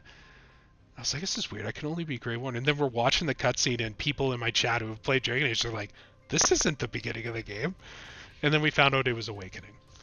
And so I then had to start over, start a whole new character from scratch to play Origins. It was an awesome time. It was an awesome time. Fun stream. Episode 1 of Dragon Age Origins was a hoot. Dragon Age 2, though, really, really good game. I'd recommend it to anybody. It does have flaws. It does still have flaws, but it's very cool. I'm very happy we got around to playing that. What else was next? So we did Dragon Age 2.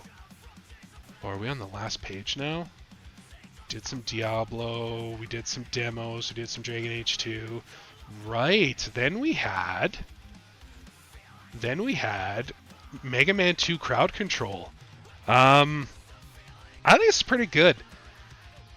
I don't think I like Mega Man as much as this higher tier of game, but I think I do like it more than this tier overall.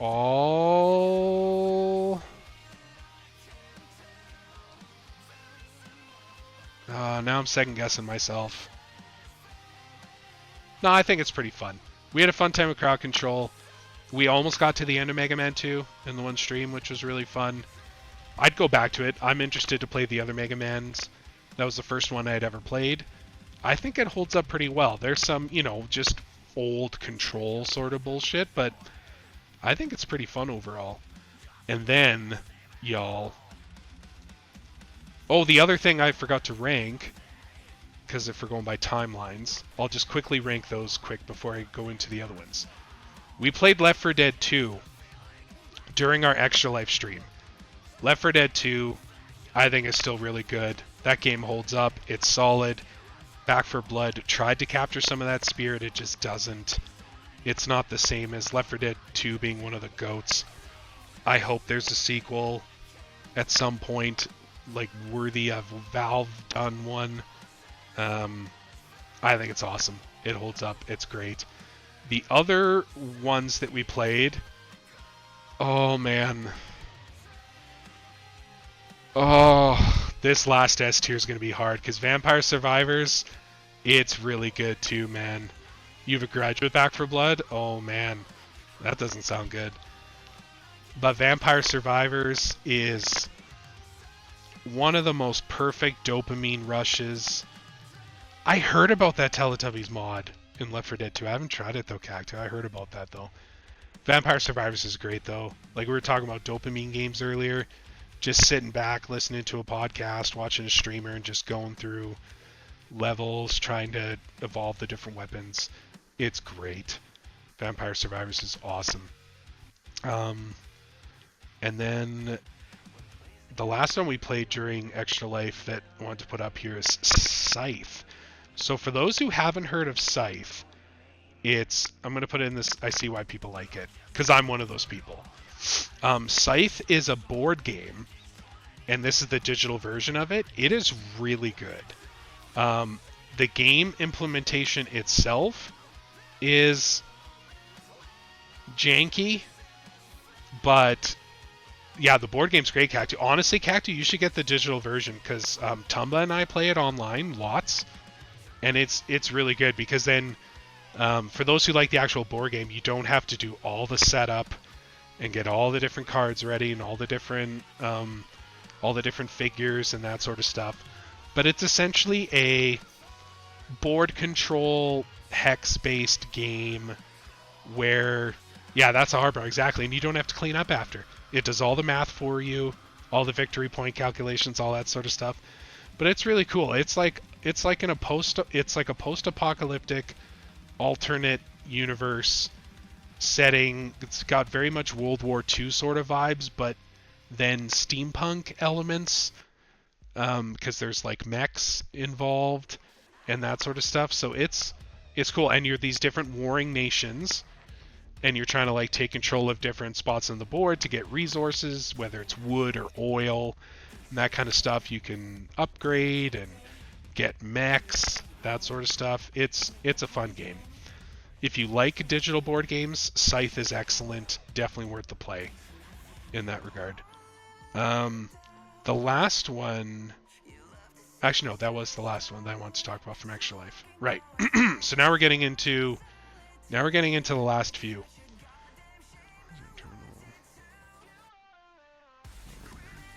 Okay, yep. The last three we're going to rank. I missed... Shoot, I missed one. That's okay, we'll rank it right now. Stardew Valley.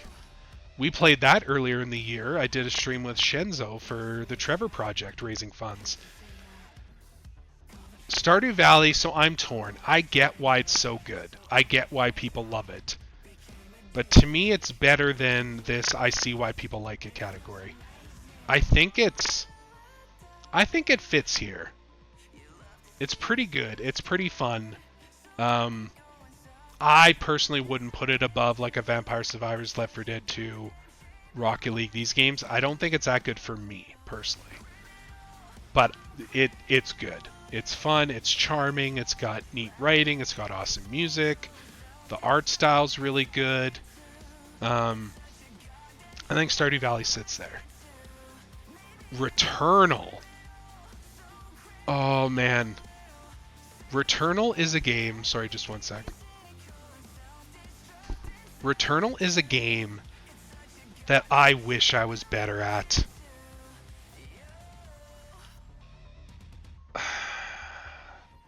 I don't know if it's really good.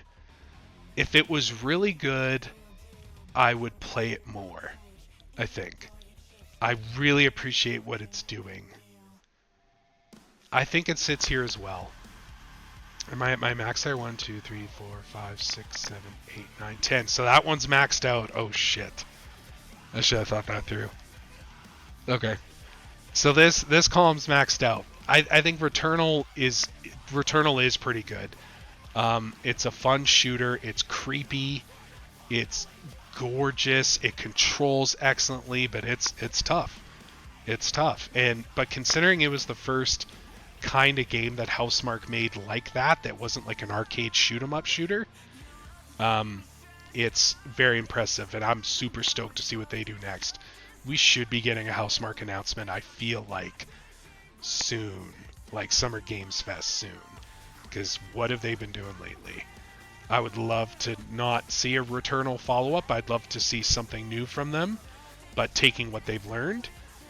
We'll just get... it's got a Destiny Dark Souls type vibe, exactly. We'll put Outlast up here. Outlast, I'm good. Oh, sorry, I forgot to update the song even though it just ended. Or it's almost ending. Yeah, it's ending. There you go. Now we're caught up. Outlast isn't... I see why people like it. I hate that I'm giving it another bump up. Outlast is good. I'm just a scaredy little bitch. I'm a scaredy little bitch that gets scared, really scared. And remember, exclamation mark Honkai in the chat. And if just a few more people download and install the game on PC through that app that haven't played Honkai before, I'm going to go back to playing it. And that scares the shit out of me. But at the same time, it'd be super fun because people had fun last time, right? Right? People had fun last time? Okay, good. As long as everyone says they had fun, I'll put myself through it. Even though I'm literally, the hairs on the back of my neck are like, oh, I'm so jacked right now. In terror, just thinking about playing that again. Last game of the year. So here's the problem. Here's the problem. I'm putting Rebirth up here knowing that one game has to go in fucking incredible. And those people that have heard me talk about it, and they heard me talk about probably when we beat Rebirth just a few weeks ago on the stream, I have a lot of issues with this game. I'm a big Final Fantasy VII fan, big Final Fantasy fan, period, but big Final Fantasy VII fan. There's a lot that's wrong with this game, in my opinion. A lot. And it is still so good. It is so good. The question is, if someone was to tell me, like, hey, I'm just getting into video games. Well, then let's just assume skill's not an issue. But it's just like story, content, genre, that kind of thing. And they're like, what do I play? And I gotta pick one game in this list, in this really good list that becomes fucking incredible. Is it Final Fantasy VII Rebirth? And that's what I'm having a tough time with. Because the thing is, like... Well, here, actually, I'll just go through the list one by one. So, Diablo. I'm really liking it. I don't think it fits up there. Hades 2. I'm really liking it. I don't know... Astrobot 2 buttons perfect for a newcomer. Exactly, Lair J. You raved about Diablo for like 19 minutes. It's really good, Mrs. Gridley. Like, I think... And you play it every day. I mean, I have played it every day. It's really good. But I guess the thing I'm just wondering about is... It wasn't always really good. It's really good now. Dragon Age Origins... You liked it more than Final Fantasy, don't llama llama. That's funny. Just let me go through my list, okay? Miss Gridley. Dragon Age, I love it. It's not fucking incredible. Gunbrella, I love it. It's not fucking incredible. Rocket League, I'm just here to critique. That's fair. Rocket League, at a different time in my life, Rocket League could have been fucking incredible. When this game was, like, first out, if we could somehow, like, retroactively bring past Gridley into this conversation and into this discussion, Rocket League could be up here. I don't think today it is. Dragon Age 2, same as Dragon Age Origins, doesn't belong. Left 4 Dead 2, for me personally, I don't think belongs up there. Vampire Survivors is really fucking good. But I feel like I don't play it enough to put it up there.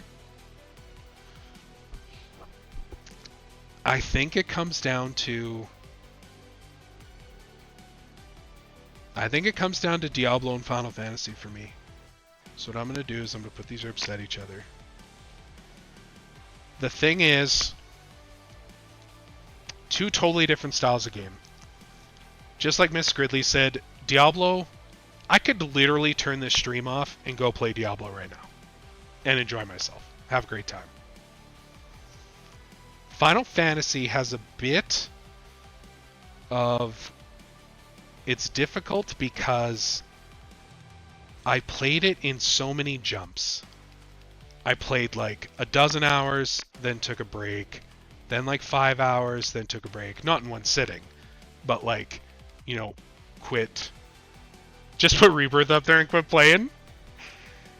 That's kind of where I'm going, Lair J, because the thing is, Rebirth, the one thing I realized after finishing Rebirth is all of the shit that I hated about Rebirth were never the main story stuff. It was all of the extra shit in between that I felt pressured to play all of it. Pressure I put on myself. No one put the pressure on me. I felt pressure to play it all, and I just got exhausted at a certain point. What I thought about doing, and what I still think about doing, is playing Rebirth again, but just story blitzing. Doing like the new game plus, so I have no challenge, and I just kind of go through the game, play the story, see all the cutscenes, and play it like pretty consecutively, so that it's like a fresh playthrough in my head, and then reevaluating. I think it's fucking incredible. It really is good, and I know Miss Gridley's gonna be like, that doesn't make any fucking sense. You rave about Diablo. There's something about Final Fantasy that when it's good, my jaw is dropped, and I'm sitting there by myself playing the game going, oh my fucking god. This is incredible. When you first get to Calm, the town, Calm with a K, I cried. When you see certain areas for the first time, like I tear up. When I hear certain characters deliver certain lines, it hits me emotionally. There's too many highs in Rebirth. There's too many... It does too many things better than other games in its class do, I think is the main difference. And Diablo, I love, but it's a bit flash in the pan. I love it right now. Diablo kind of reminds me of Rocket League in a way, where I said if this was at a different time, it would be F tier, F tier. Fucking incredible is what I meant, sorry.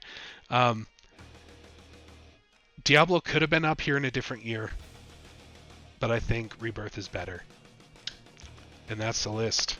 We got it. Ignore these ones at the bottom. Those are extras that I couldn't find before. That's our list. So our 3 fucking incredible games, which I'm not ranking, please don't make me, are The Messenger. 2016's The Messenger, I think, something like that. 2018's Astro Bot and Final Fantasy VII Rebirth.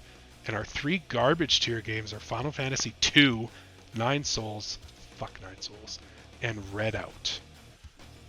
And then a whole bunch of good shit in between. So let me just save this guy now. 2024 Bear Den Stream Game of the Year. Download image. Save. Desktop.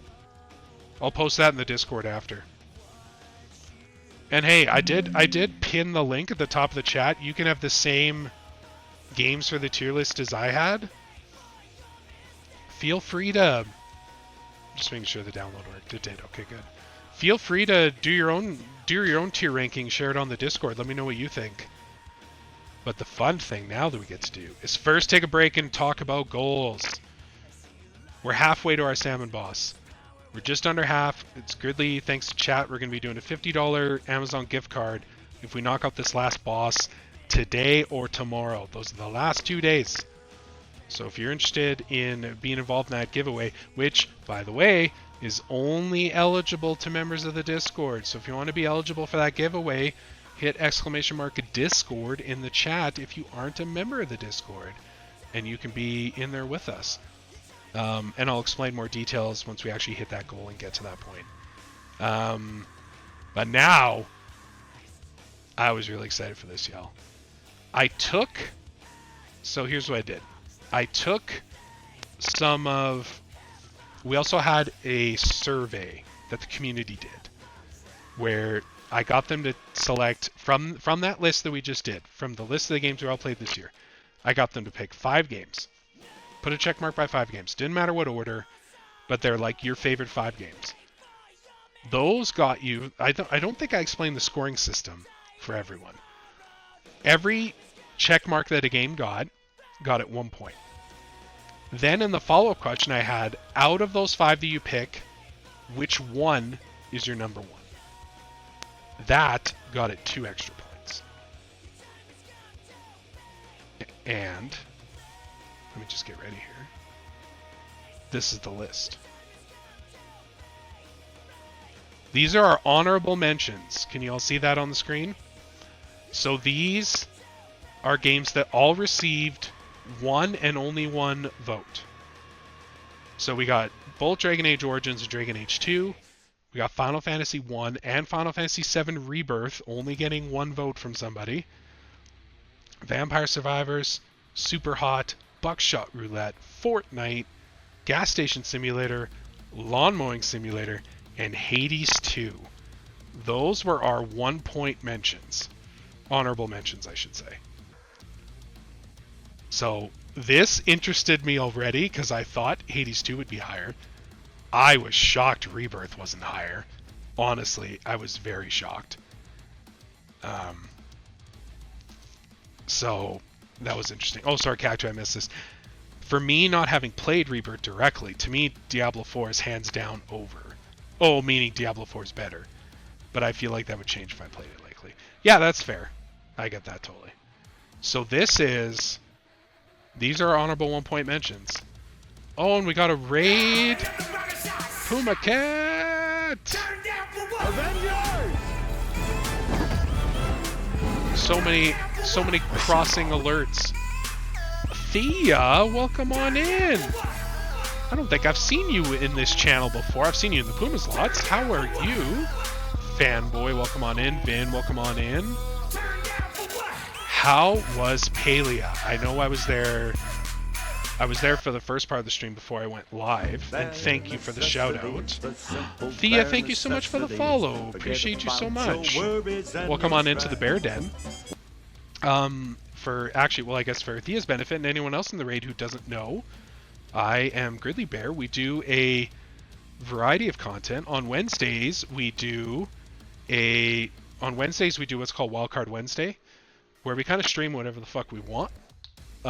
Usually, sometimes I have a pre-plan, sometimes we do it just kind of on the day of, and then Thursdays are our long form games. So we do, we go through an entire series sort of thing. So at the very beginning of the year, we started with Final Fantasy. We're doing the Final Fantasies in chronological order. Right now we're doing Dragon Age. So Dragon Age, we played Origins, now we're playing Dragon Age 2, and then we're going to move on to Inquisition early in 2025. For those that are interested in supporting the channel, free way to do that is to click that follow button, just like Thea did earlier. You get that fun little animation that pops up, and it puts us one closer to 200, which is kind of a cool milestone for us since we just started, really only been an affiliate for 10 months or so. So that's a pretty cool number that we're chasing there. Another free way to support the channel is I saw Dex put it in the chat, !Discord. Join that Discord link. And you can be involved in not only the draw that we won earlier from the bosses that we got going on right now for picking our Dragon Age character for the Inquisition that we run through, where you control not only the name of the character, but the sex, the race, the class, the skills, the moral alignment, everything. You'd even control dialogue option if you're live on stream when we're playing it. That's all that fun stuff. We're going to be doing that draw, Discord members only. And then there's opportunities to win more draws if you're interested. The salmon boss is what we're working towards right now. We're about halfway remaining, and if we get that, it's going to be a $50 gift card to a member in the chat. Again, only eligible to members in the Discord. Discord's free. It's super fun. We can hang out and chat about lots of fun games and shows and all that sort of stuff. But you just missed the... Oh my gosh, Thea. I don't know why the alert's not popping off. But I saw you just subscribed. Thank you so much. Tier 1, Thea, I appreciate you.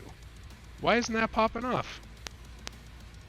I'm so sorry. Here, it might echo, but we're gonna force it. There. I know it's not Kevin that just subscribed. It was Thea. Thank you so much.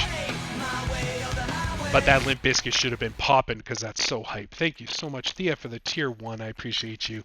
Gets us ever so closer towards that goal. Appreciate you so much. We are working our magic, working our way there. So now, Pumas, you said you're playing Palia. Kevin's your alter ego. Hell yeah, Thea. It's been a hot minute. You're doing good. Hell yeah, that's awesome to hear. Kind of sick to hear my alert with the raid alert. Hell yeah, Vin. Yeah, Fanboy's here. Hello, Fanboy. Good to see you, buddy. You were talking about Palia. Sorry, I'm just trying to find the message. Yeah, Palia is a game. I think we need to play with people. Ah, fair. Okay. Is it kind of like Stardew, where like if you play Stardew by yourself, you're like, yeah, it's fun, but it's also just like way more fun with other people doing co-op and stuff. I've always thought that's what it's like. Fanboy, what's going on, buddy? How you doing? So you missed the official tier list that I just did for our stream games, but I'm gonna post it in the Discord so you can check it out after, and I'll post it on Blue Sky too. The other thing we're going into right now is the community results. We just started, so I'll quickly run through what was happening for the folks that just joined. We did a tier list for every single game that we streamed on the channel this year. Every single main game. We skipped some of the demos and stuff. Then what I did is we had a survey in the Discord. I asked people to give me 5 games from that list that they liked, their favorite 5. Not necessarily what they liked watching on stream, but just their favorite 5 games of that list. And we played games as old as 1987 and as new as 2024 in Astrobot's Game of the Year. So, all of those ones got 1 point each. Then there was a follow-up question that says, of that 5, which one was your number 1 of that list? That game got 2 points extra. So for a total of 3 points. And this is how we kind of did the list here. So this is our first honorable mentions. And how was it for you when Astrobot won? It was cool, Fanboy, and actually for a bit of a sneak peek, we had 3 S-tier games that were like, fucking incredible, cream of the crop. Not ranked, but just 3 games in that top tier. Astrobot was definitely in there for me, 100%. I was very happy to see it win. So these are the games that got just 1 vote in that whole survey. Both Dragon Ages, Final Fantasy 1, and Rebirth, which was surprising. Vampire Survivors, Super Hot, Buckshot Roulette, Fortnite, Gas Station, and Lawn Mowing Simulator, and Hades 2. So now we're going to go to the next one. We have more honorable mentions, but these ones got 2 points. I was surprised with Halo Infinite. So Halo Infinite got a couple votes from the community, and Diablo 2 I wasn't surprised with. I was expecting some people to vote for that one. So that was cool. But we're not quite at podium yet. This is the one which, in a cool way, I thought was probably the most interesting and surprising to me. The game that was in 4th place, voted by the community, Left 4 Dead 2. It got 1 first place vote, plus a couple, plus 1 other vote also. So Left 4 Dead 2 being someone's favorite game in that entire list. I thought that was really cool.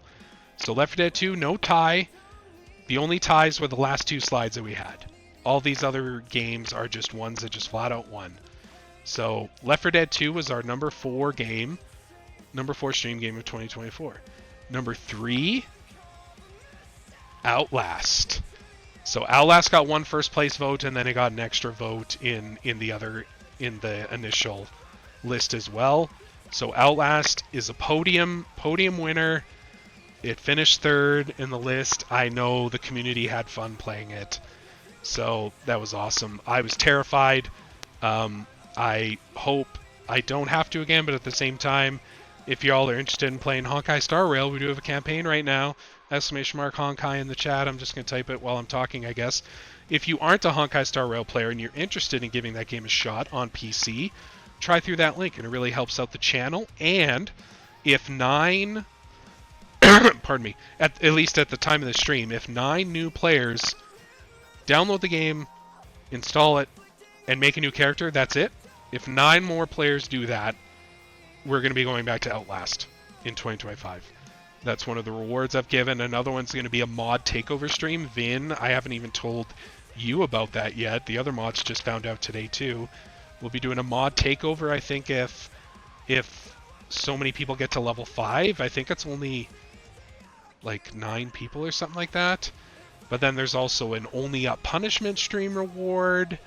There's another scary stream. I forget exactly how I ordered it, but the details are in the Discord. So Outlast, I know I said I never played again. I could play it again. Next up, our number 2, second place, Stardew Valley.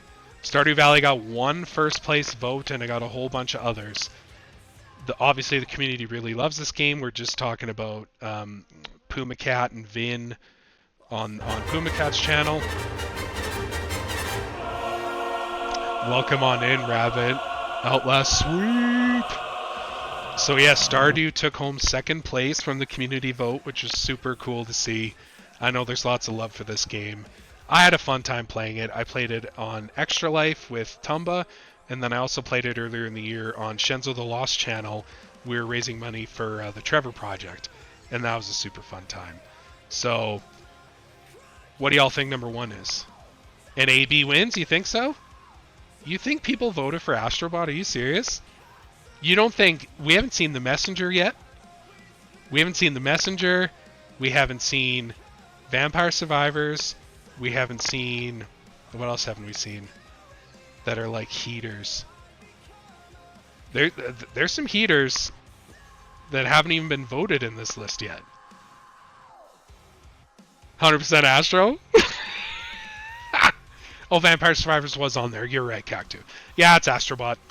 Astrobot was the only game that got 2 first place votes. And it got a bunch of other votes. So this was really cool. I appreciate it so much, having this kind of aggregate result of seeing what the community wanted. It was obviously my personal game of the year. I really liked it. I'm a little bummed Messenger didn't get a single vote, but that's just me being personal. It's fine.